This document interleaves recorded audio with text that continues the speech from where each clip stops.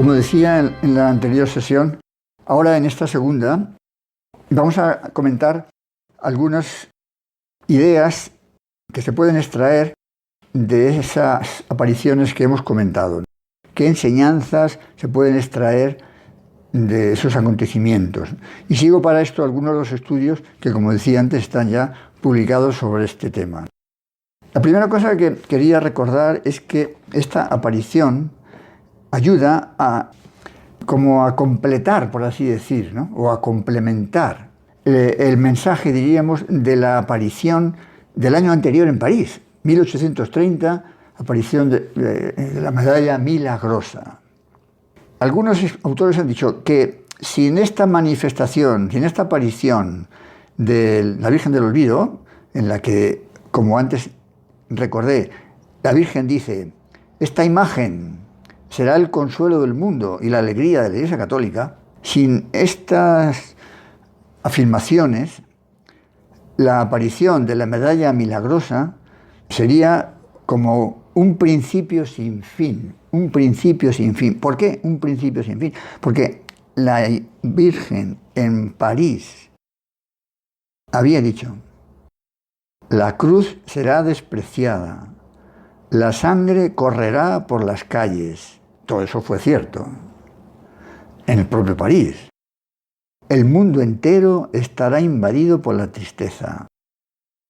Entonces, con lo que la Virgen del Olvido nos dice, nos da un consuelo, porque anuncia y promete el final feliz, nos da el sentido completo, nos exhorta a la victoria definitiva de todo un proceso escatológico que en la medalla milagrosa se advierte sin sentido transitorio ni final, han escrito algunos autores, ¿no? Bien, también es interesante recordar lo siguiente, ¿no? Claro, que son cosas muy importantes y muy serias. Por ejemplo, la Virgen a lo largo de los siglos, en las diversas apariciones, nos había entregado, digamos, una serie de objetos entre comillas. El Santo Rosario, a Santo Domingo de Guzmán, el siglo XIII. El escapulario, los carmelitas, San Simón Stock, en el siglo XIII. La medalla milagrosa, acabamos de decir, en el siglo XIX. Objetos que no han sido hechos por hombres, digamos, ¿no? Que los ha entregado la Virgen. Bueno, y la imagen de la Virgen del Olvido, que no está hecha tampoco por mano humana. Algunas veces a las religiosas que conservan el original en Guadalajara se han dicho, si les dejaban que hicieran como un estudio científico, vamos a decir, de esa pieza, no han querido, porque no les hace ninguna falta, porque están seguras de su origen, no procedente de mano humana. ¿Qué reflexiones, además de estas, se pueden hacer? ¿Qué enseñanzas se pueden extraer? Yo voy a decir solo algunas. En esos estudios, concretamente en ese trabajo presentado en Salamanca, se dicen más cosas, pero no pretendo agotar aquí la materia. La primera cosa que se puede decir es lo siguiente. La imagen, hasta ahora creo que no lo había dicho expresamente, la imagen que se entrega tiene al niño Jesús en brazos. Es la única de las apariciones modernas en las que la Virgen aparece con su hijo en brazos. Bueno, ¿qué quiere decir esto? Bueno, pues puede querer decir que no quiere que nos olvidemos de contemplar a su hijo como niño. Y al darnos a su hijo de niño, nos está dando pues un modelo de filiación y concretamente de vida de infancia espiritual. Recordemos Santa Teresita de Lisieux, finales del siglo XIX. La Virgen se presenta, hemos dicho, con esta advocación, la imagen que nos entrega. Olvido, triunfo y misericordias, misericordias. En ese sentido, se puede decir que esta aparición es como una precursora del mensaje de la Divina Misericordia que nuestro Señor confiará a Santa Faustina Kowalska el 22 de febrero de 1931. Es decir, 100 años después. 100 años después. Bien, lo que ya he dicho antes también, de que es una imagen no hecha por mano de hombre. Bueno, pues eso no es una cosa cualquiera, ¿no? Eso no es un recuerdo cualquiera. Algunos estudiosos hablan de la importancia, en estos tiempos nuestros, de la importancia de la imagen, que parece que prevalece la imagen sobre la palabra. Pues la palabra imagen es citada en las revelaciones, en las apariciones, es citada al menos 5 veces. Y de una manera implícita es citada otras 3 veces más, como indicando, ¿no?, esa imagen que puede y debe servirnos para ir al Señor. Podríamos recordar en ese sentido, en cuanto a la importancia de la imagen, también tan directamente relacionada con la Virgen y con Dios, la imagen estampada en la tilma de Guadalupe, de Juan Diego. La imagen del hombre de la sábana santa de Turín. La imagen, que nos lleve la imagen a Dios. También es importante el que la Virgen dice: en tus manos voy a poner esta sagrada imagen, y con ella todas las misericordias de mi Santísimo Hijo. Es como subrayando su condición de corredentora. Es como anunciar lo que podría ser el quinto dogma mariano, ¿no? Si el Papa quisiera, ¿verdad? La Virgen como corredentora. También nos ha dicho antes que es esa imagen un pararrayos de la justicia divina. Esto no lo podemos escuchar solamente pensando en el momento presente o en los momentos que tuvieron lugar, en esos acontecimientos de las apariciones, en los que la Virgen realmente protegió a su patrocinio y a su congregación, a sus religiosas. Esto es algo que se puede ver prolongado en el tiempo, pero en fin, eso ya el tiempo lo irá diciendo, ¿verdad? De qué manera esta imagen verdaderamente es un pararrayos que protege y que ayuda a evitar peligros. Me voy a saltar, como decía, otras consideraciones muy interesantes, pero otra cosa que quería subrayar. El hecho de que la Virgen le dijera que pusiera una representación del demonio que quedara sujeto al pie de la imagen, pues nos habla de esa maternidad divina de la Virgen y la maternidad hacia nosotros, que nos cuida, que quiere que el demonio no nos dañe, no nos haga daño. Un enemigo peligroso, pero atado con una cadena. Es decir, que si no le provocamos, si no nos acercamos a él, pues no tiene nada que hacer, como decía también de otra manera semejante Santa Teresa de Jesús. Otro detalle importante, la Virgen tiene una piña en la mano izquierda, que puede ser perfectamente símbolo de la unión que quiere para sus hijos. Podríamos decir en la Iglesia en su conjunto, por supuesto, y si quería, y también podemos decir para España en aquellos momentos tan complicados, o en estos momentos nuestros, en los que también nos encontramos ahora con dificultades de otra índole, pero tienen también su entidad, su importancia. Otro detalle que también es muy... El rostro de la Virgen es muy parecido al del niño Jesús. Uno puede decir, pero hombre, es un detalle, una imagen tan pequeña, ¿cómo se puede decir? Es un poco exagerado. Bueno, pues mírese despacio, teniendo en cuenta que no la ha hecho un hombre. Mírese despacio la imagen, se comprobará el parecido de ambos rostros. Algunos autores que han trabajado esto más a fondo dicen que es una circunstancia bastante excepcional en la iconografía cristiana. El hecho de que el niño Jesús se parezca tanto a su madre, cuando lo habitual en la iconografía es más bien lo contrario, que no se parece. Bueno, pues no solamente es un detalle bonito, sino que nos recuerda que al fin y al cabo la sangre del Señor es la sangre de María.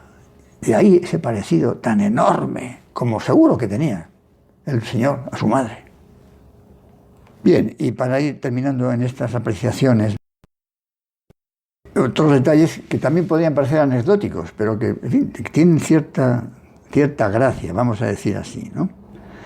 Esta imagen que tenemos aquí en nuestro oratorio nos fue regalada el 18 de julio del 2007. 18 de julio. Fue entronizada solemnemente, después de los trabajos de restauración y la elaboración del retablo, el 7 de octubre de ese año 2007, festividad de Nuestra Señora del Rosario. Ninguna de esas dos fechas, 18 de julio, 7 de octubre, fueron buscadas a propósito. Es como si, de alguna manera, la Virgen quisiera llamar nuestra atención, de una parte, hacia el Rosario. 7 de octubre, fiesta de la Virgen del Rosario. Arma fundamental, el Rosario, para el triunfo de su Inmaculado Corazón. Y de otra parte, 18 de julio, que es una fecha, bueno, que también tiene su historia.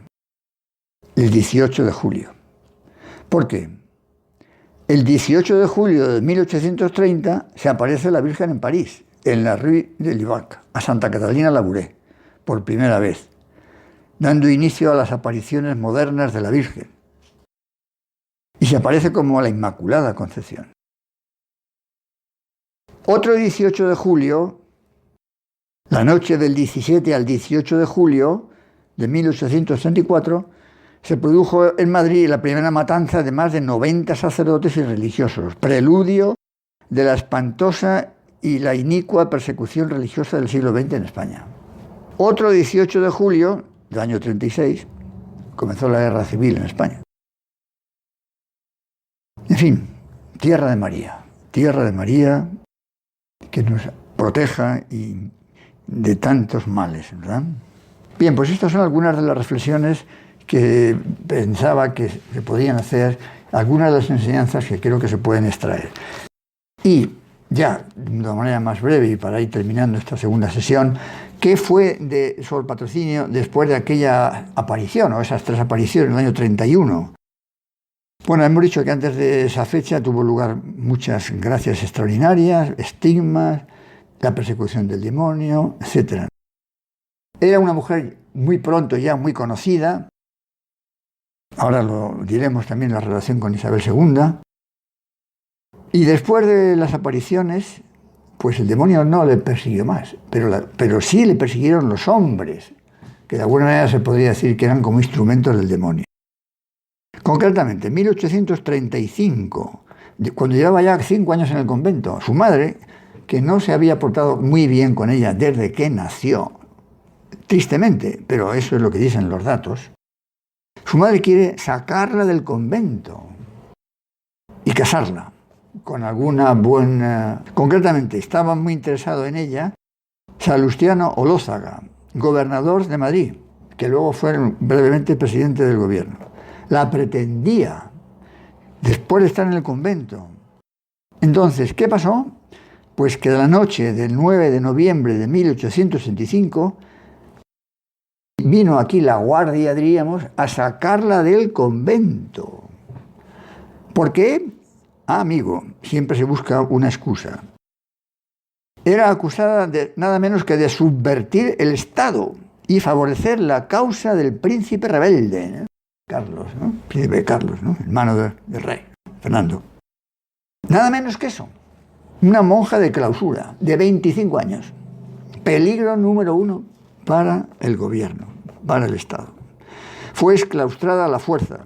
Fue encerrada en una casa particular en la calle Almudena número 119. Allí la tuvieron, la friolera, de 6 meses, encerrada, para prestarle declaración, o sea, algo completamente ilícito, inmoral, inhumano. Fue maltratada físicamente, pero no de cualquier manera, incluso un culatazo que le dieron en el pecho, que le partió varias costillas y que mantuvo ya un dolor hasta su muerte, y otras cosas más. Pretendieron que firmara un documento en el que dijera que los estigmas o las llagas eran falsas, cuando ahí estaban, los podía analizar cualquier médico. El tal Salustiano iba de vez en cuando para intentar seducirla, con halagos o con amenazas. En fin, un breve resumen de su vida, algunos detalles más de su vida que se podrían decir, son los siguientes. Y es que su patrocinio, que a través de su familia había tenido esa relación con Isabel II, nunca acudió a palacio, nunca salió de su clausura, sino para ser desterrada. Jamás aconsejó a la reina en cuestiones políticas, sino en sus problemas familiares, en procurar siempre la reconciliación de los cónyuges de Isabel II y de su marido. Era la reina Isabel II la que acudía al locutorio del convento pidiendo oraciones, pidiendo súplicas a su patrocinio, que ofrecía sus sufrimientos por la unidad de la familia real. Problemas conocidos, históricos, que no vamos a entrar aquí. Es muy importante lo que la propia Isabel II va a declarar solemnemente en el proceso de beatificación de su patrocinio. El año 1904, Isabel II realizó el 18 de enero un documento que se conserva naturalmente, entre el que, entre otras cosas, la propia Isabel II decía: contra ella, contra su patrocinio, se ha dicho todo lo malo que decir se puede, pero todo fue urdido por los emisarios del maldito Satanás, que así como a los primitivos cristianos echaban los gentiles la culpa de cuantas desgracias ocurrían, así también los masones, palabra de Isabel II, los masones, si se encendía en España la guerra civil, si caía un ministerio, si se atentaba contra mi real persona, si se daba algún puesto o algún personaje, enseguida gritaban por medio de la prensa impía: son cosas de la monja Sor Patrocinio. Y yo protesto delante de Dios y de los hombres, protesto en el sentido de declaro solemnemente, que jamás ella tuvo parte en tales cosas, ni se mezcló nunca en cosas de gobierno ni de política. Y doy muchas gracias a Dios porque me ha conservado la vida hasta este momento en que puedo desmentir de una manera solemne todas las calumnias e imposturas que contra la santa religiosa propagaron los enemigos de Dios y de la patria española. Efectivamente, los políticos, los masones, hicieron de Sor Patrocinio un mito anticlerical y antimonárquico, como acaba ahora de decir la propia reina en ese texto que hemos leído, ¿verdad? Y otras acusaciones más, todas verdaderamente increíbles, ¿no? Y algunas en panfletos de aquellos años que casi, prefiero no decir, por la vastez, la ordinariez, la falsedad. Sor Patrocinio sufrió 2 atentados. Algo tendrían que ver estas personas, ¿no? En uno le descerrajaron un tiro en el locutorio.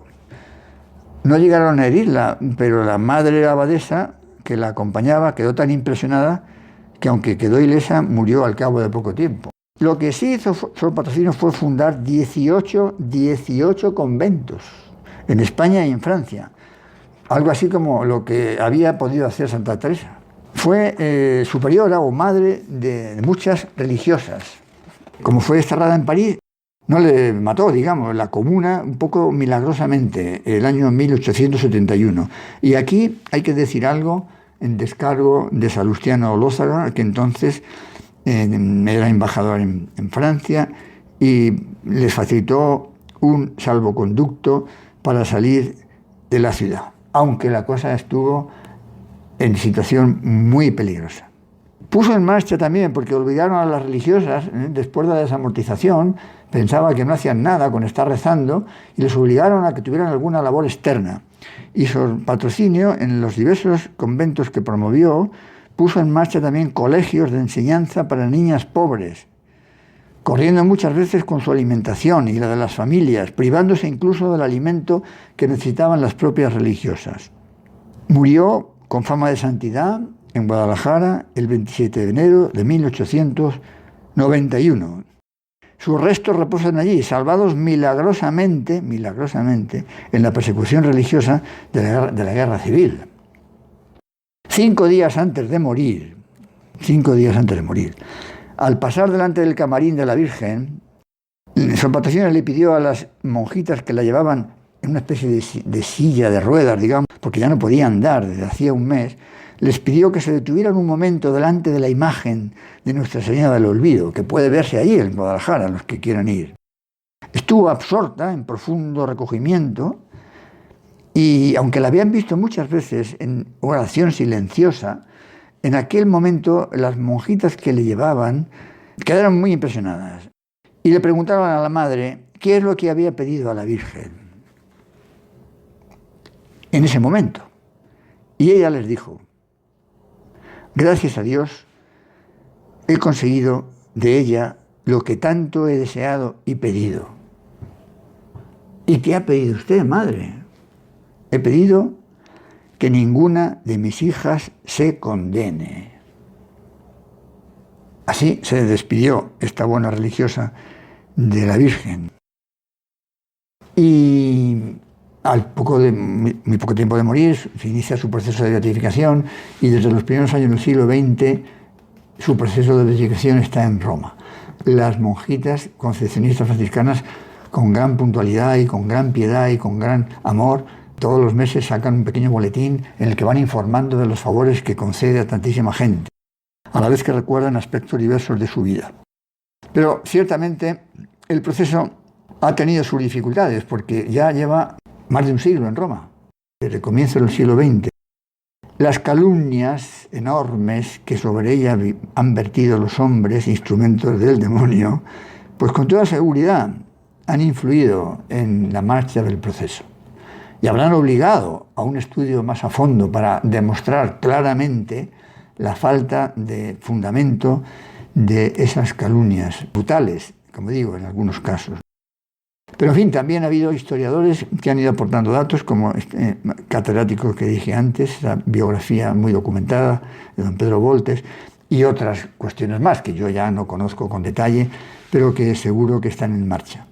Y que cuando Dios quiera llegará el momento de la beatificación, de la canonización, y en ese momento, sin ninguna duda, la devoción a la Virgen del Olvido cobrará una fuerza particular en Guadalajara, en Madrid y en tantos otros sitios donde también se venera esta imagen. Y hasta aquí lo que yo quería recordar. El que quiera ampliar puede acudir a esa bibliografía que he citado antes. Nada más.